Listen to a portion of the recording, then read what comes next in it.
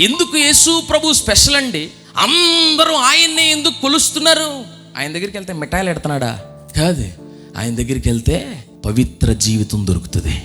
ఆయన దగ్గరికి వెళ్తే పరలోకం దొరుకుతుంది. ఎవడు పడితే వాడు వెళ్ళిపోయేది కాదు పరలోకం. పాపులకు చోటు లేదు అక్కడ. అలాంటి పరిశుద్ధులుండే చోట్లోనికి పాపులైనటువంటి ఈ ప్రజల్ని అక్కడికి తీసుకెళ్ళడానికి పరిశుద్ధుడు ఆ స్థలాన్ని విడిచి ఇక్కడికి వచ్చి మనుషులందరి పాపాన్ని తన మీద వేసుకుని ఇప్పుడు పాపభారం అంతా సిలువలో మోసి ముఖం మీద ఉమ్ములేయించుకున్నాడు. అవమానం భరించాడు. తలలో ముళ్ళ కిరీటం ఎందుకని? మానవుల పాపాన్ని భరించాడు ఆయన. చేతుల్లో మేకులు, కాళ్ళల్లో మేకులు, ప్రక్కలో బళ్ళెపోటు, ఒంట్లో ఆఖరి రక్త బొట్టు వరకు మానవుల రక్షణ కొరకు ధారబోసిన ఏకైక పరిశుద్ధుడు ఆయన మాత్రమే. హల్లెలూయా. అలాంటి ఆయన్ని ఎక్కడ కనుగొనగలమండి మనం?